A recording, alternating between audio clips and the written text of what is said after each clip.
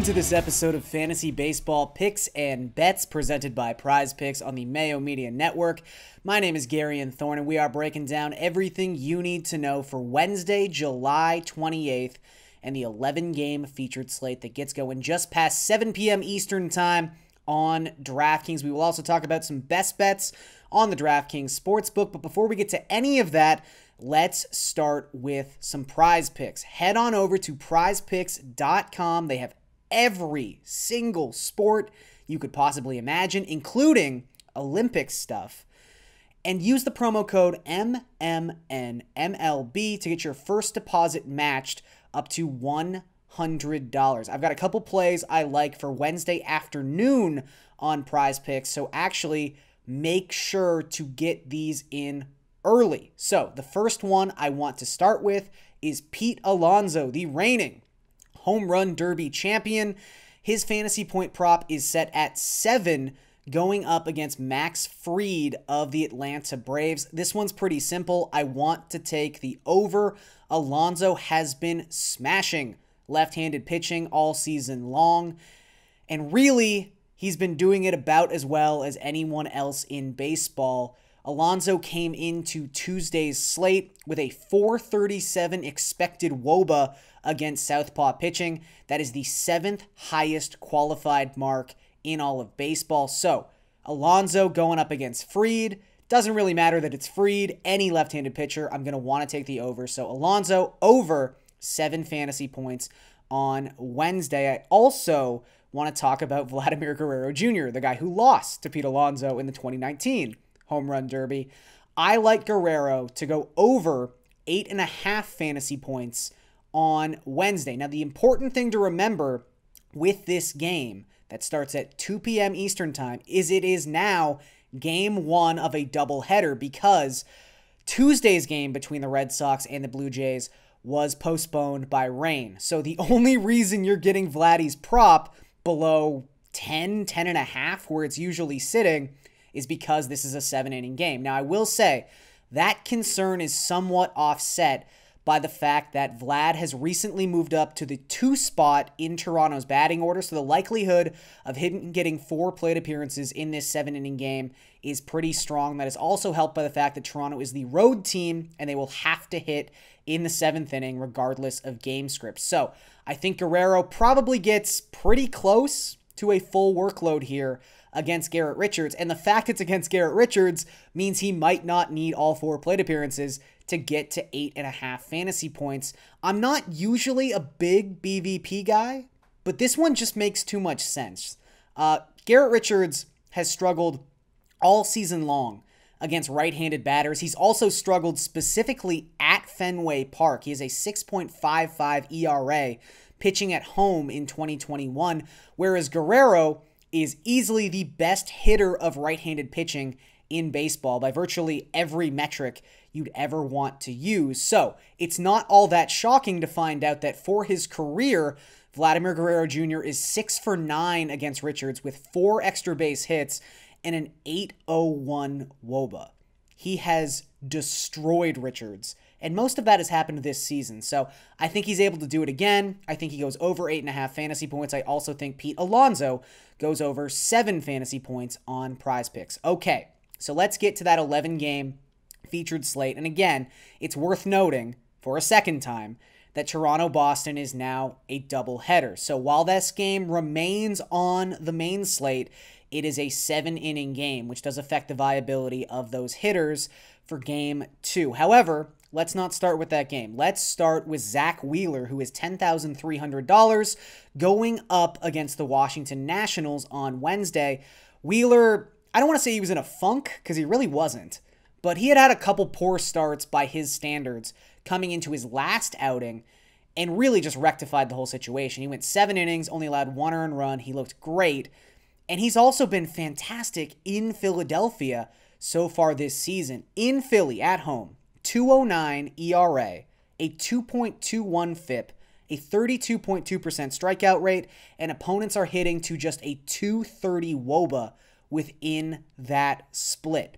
Also, I kind of mentioned he had some underwhelming performances. It was really just unluckiness. If you look at his July breakdown, His BABIP is way up, and he's only stranded 64% of his runners, which is an absurdly low mark for someone who has as good a strikeout rate as Wheeler has. So when you see his ERA is a little bit higher in this month, just remember he's got a 1.94 FIP in the month of July. That is far more indicative of how Wheeler has been pitching. So he's still great. He's been great. He's one of the best right-handed pitchers in baseball, which is important against the Washington Nationals because we know Washington is a much better team against left-handed pitching so far this season. Another thing to note in this game, Trey Turner had to leave Tuesday's contest in the first inning after testing positive for COVID-19. So he will not be available for this contest on Wednesday.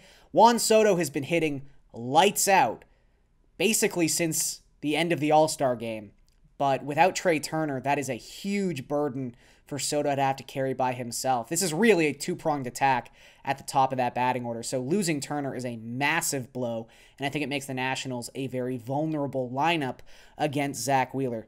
Let's talk about Tyler McGill. I know, Zach Wheeler to Tyler McGill, just like we thought we'd be doing in 2021 as we near August. McGill, $9,200. You are not getting a discount on this guy anymore, but it makes sense. He's pitched 30 innings at the major league level in 2021.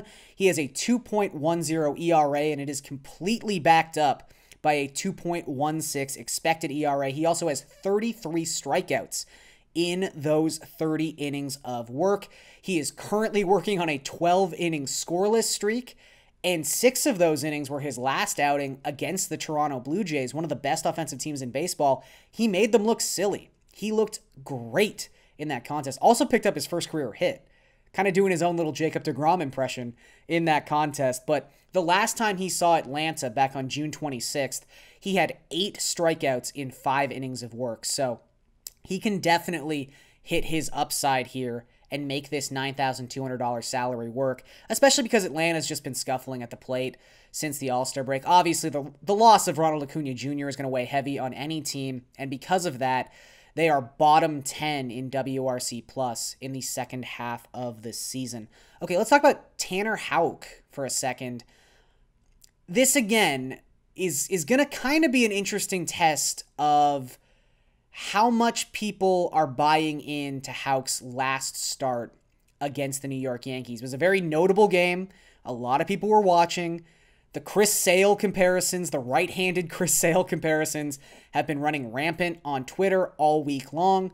So the fact that he's only $7,200 and he just struck out 8 guys in under 5 innings of work, you feel like a lot of people are going to want to use him, but at the same time, it is the Blue Jays, who are one of the best, if not the best team in baseball at hitting right-handed pitching. So I'm curious to see how excited about Tanner people actually are, but they probably should be.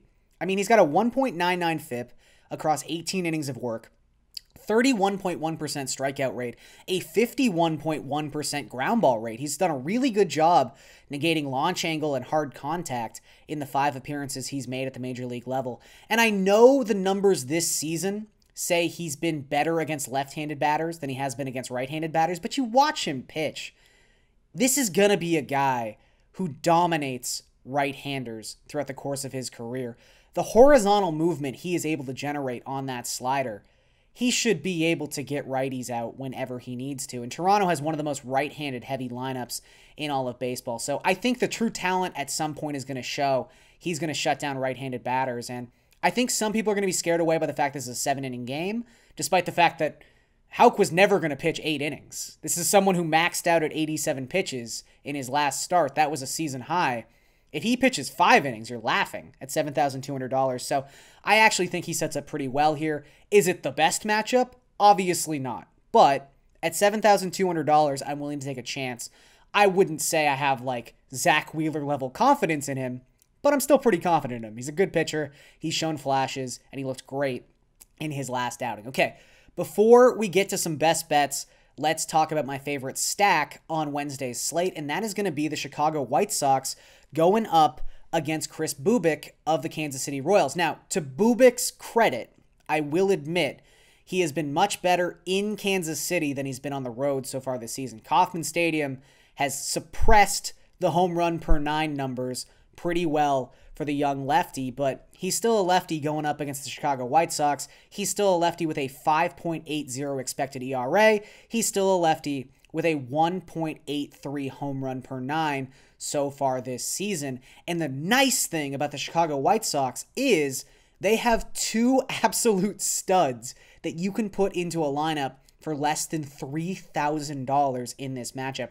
I don't know who decided that Eloy Jimenez had to work his way back from being $2,500, but thank you. Thank you for the free space that Eloy Jimenez has been. You're not going to get this discount much longer, especially considering on Tuesday, he hit a massive 460-foot home run to beat the Kansas City Royals, but he's only $2,800 on this slate. And yeah, he's hitting cleanup.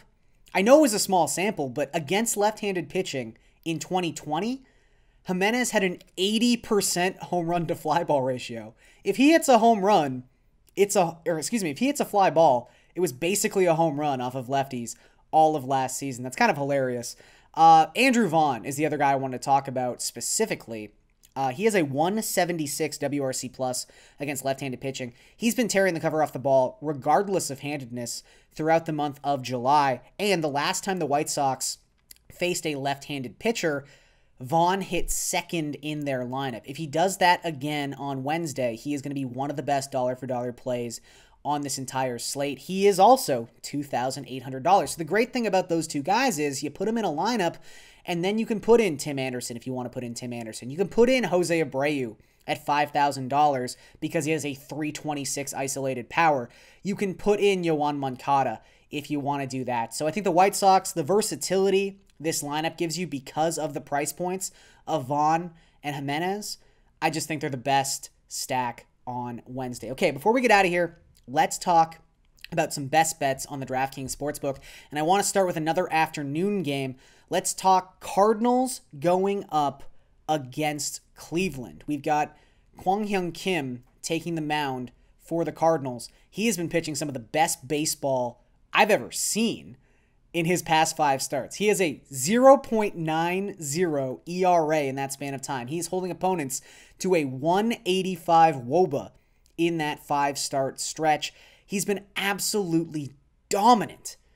And he's going up against a Cleveland team that just hasn't hit at all since the All-Star break. They have a 73 WRC plus coming into play on Tuesday. That is the 3rd lowest mark in all of baseball. Also, Zach Plesac, who's taking the mound for Cleveland, his past 5 starts have been the exact opposite of Kim's. He has a 5.60 ERA in that span. He's giving up 2.6 home runs per 9. So, even though the Plesac numbers are a little weird because there's an IL stint in the middle of those, I just think Kim's in much better form. And the fact that you can get the Cardinals at even money, plus 100 on the money line, I want to take advantage of that. So, I will back the Cardinals money line on Wednesday. I also like the Diamondbacks money line. Sure, why not? It's hard backing the Diamondbacks on the road, I will say that. However, going up against the Texas Rangers definitely helps. This is basically the worst team in the National League against the worst team in the American League. I guess I'll side with the National League team, mostly because the Diamondbacks have just been hitting so much better than the Rangers since the All-Star break. Now, that's not a high bar to clear. Texas coming into Tuesday, a night where they actually had a little bit of offensive success, 32 WRC plus in the 2 weeks since the All-Star break, where Arizona 122 WRC plus in that span of time. Also wanted to point out that Madison Bumgarner is taking the mound for the Diamondbacks in this game. He has looked pretty good in his last 2 starts, 11 innings pitched, 2 earned runs, just 1 walk. Jordan Lyles is pitching for the Rangers. All he's done in his past 2 starts is give up 7 opponent home runs in 2 starts. That is really bad. I mean, Mike Fultonavich might be giving him tips on how to give up home runs because they are doing it better than anyone else in baseball. Texas also really bad against lefties like Bumgarner. They have a 83 WRC plus against lefties. They also have a 133 isolated power against southpaws. That is the lowest mark in the American League. So, Arizona money line at minus 105, Cardinals money line at plus 100, and that's going to do it for this episode of Fantasy Baseball Picks and Bets presented by Prize Picks on the Mayo Media Network. I am Garion Thorne, and I will catch you guys next time.